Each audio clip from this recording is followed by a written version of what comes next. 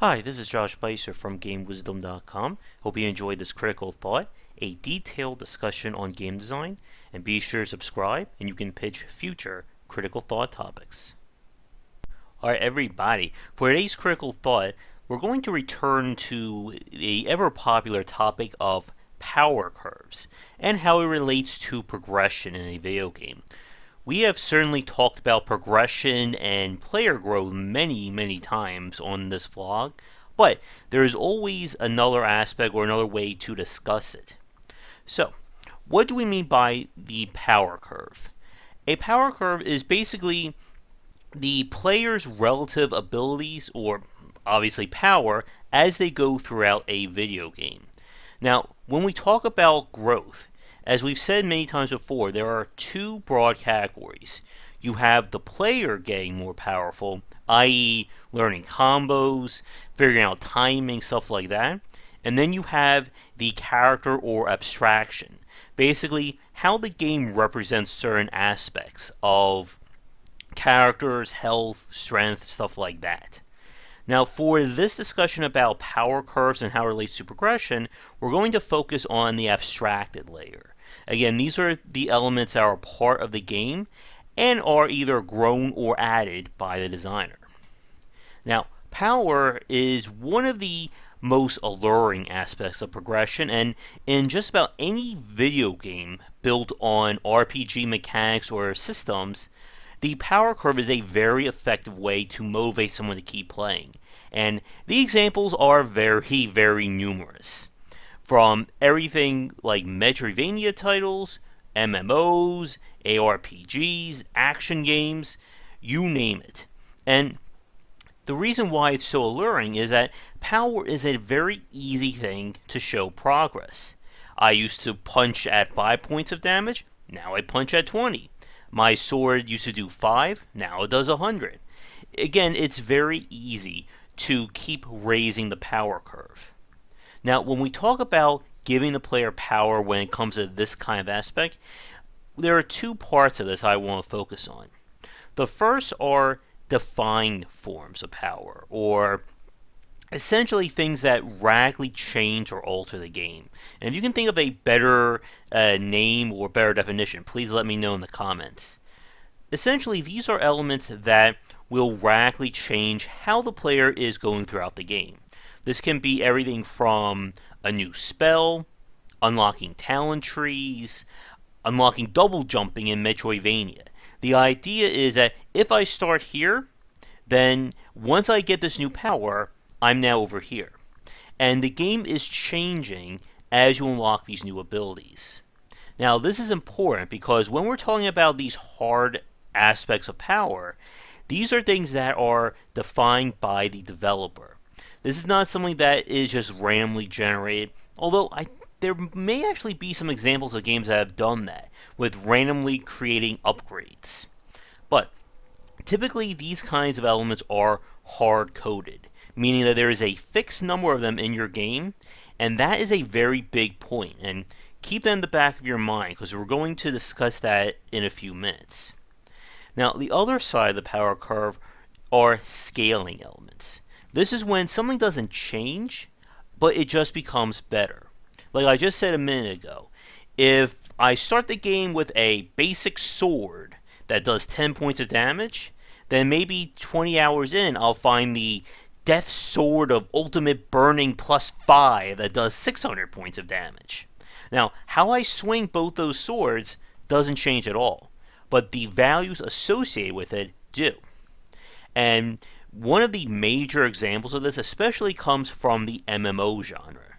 As anyone who's played just about any MMO release over the last maybe 20-30 years, you know how they always start. The very first thing you're going to fight or deal with is, basic. Your first enemy could be a rat, a barely there skeleton, a low quality thief on the road. And that's the point. It's supposed to show you how you grow from beginning to middle to end. So by the end of the game, you're not fighting rats and thieves. You're fighting demon lords and rogue wizards and insert World of Warcraft raid boss here. And again, this is to show progress. The more you play, the more dangerous the enemies become, which is supposed to show you that you are growing as a player. But what you're doing is not changing. When I swing my sword at level 5, I'm doing the exact same thing at level 30, 50, 70, whatever your level curve is. And this is still a very effective form of progression and a curve. Another really big case in point is the idle genre, or clicker games. I did a critical thought, and we did a video about this, I think, last year with Cookie Clicker. And clicker games are progression models divorced from all aspects of games. And what that means is this is just pure progression. There's no graphics, there's no gameplay. It's just I click, numbers go up, which makes me click more, so more numbers go up. And what ends up happening, of course, is you're just doing the same thing over and over again, but the numbers are changing, and that's giving you the illusion of progress. When I click at the beginning, I do 1 point, I make 1 cookie. When I'm like 30, 40 hours in, I click again, now I'm making 8,000 cookies. Isn't it amazing, folks? But I think you can see where the limitations are when it comes to the scaling form of a power curve. Because what you're doing is not changing, it means that you're kind of at a standstill.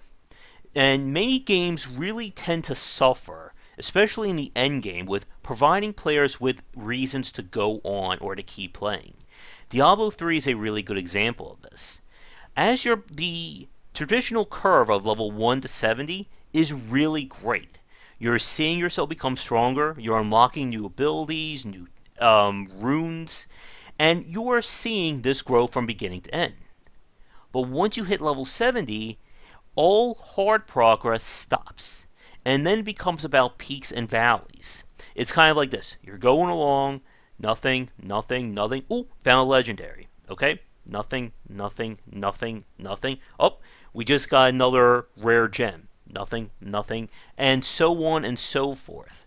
So you're going to be spending a lot of time basically having no real form of progress. Now, Blizzard knew this, and that's why they added in the... Oh my goodness, I can't believe I'm forgetting it off the top of my head. You guys know what I'm talking about, play Diablo 3. Once you level 70, you're still leveling up a prestige system. I think that's what it's called. That kind of thing. So you're still having some kind of progress. But again, what you're doing in the game is not changing at all. And when the player feels like momentum has stopped and there's no more progression, that is a really good sign that they're going to stop playing. And I'll give you an example from me.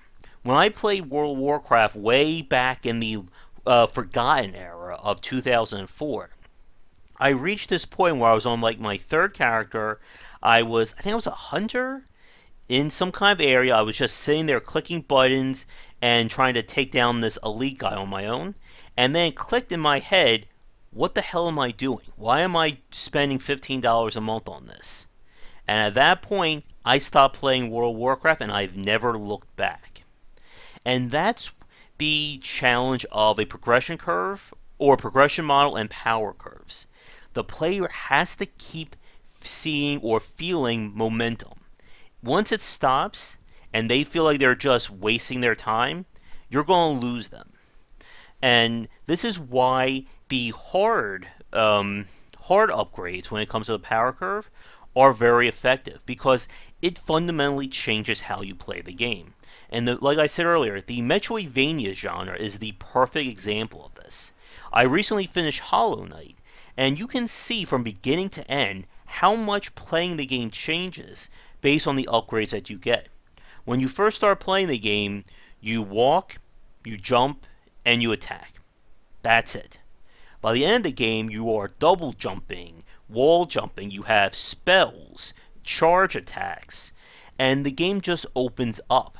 It makes the earlier areas a lot easier to go through since you are just, dashing and jumping over everything. And then the later levels are more challenging because they're built around those systems. And again, if we start talking about Metroidvania design, we'll be here for another 20 minutes easily. But to wrap things up, Power curves are a very effective form of progression because it's very easy to show the player how much things have changed, be it on the player side by giving them better weapons, new skills, or by introducing new challenges. That gray rat you fought at level 1 may be a weakling, but maybe his older brother, the elite red rat, who's 80 levels above, could prove to be more challenging. And when it comes to the scaling element of the power curve, that is the easy thing to do when it comes to design, because as long as you don't run out of numbers, you can keep scaling up, up, up, and up. As we've talked about with monetization and pay-to-win tactics. If I introduce a gun that does 60 points of damage this month, well, I could release a new gun next month that does 80 points of damage, and then 100, and so on and so forth.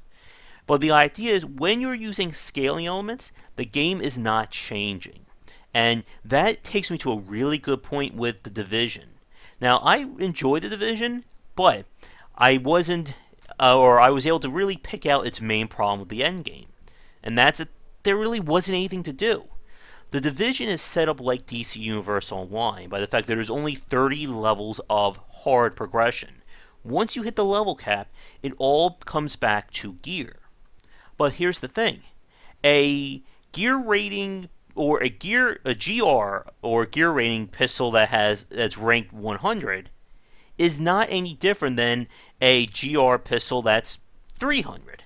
Yes, it does more damage and may have more passives, but how I shoot this pistol is the exact same way how I shoot a pistol that's higher, or even higher than that. And what I'm really curious to see with the Division is how they're going to try and grow the endgame. Because here's the challenge. When there's no more hard progression or hard elements for your power curve, how are you supposed to motivate the player if nothing is really changing?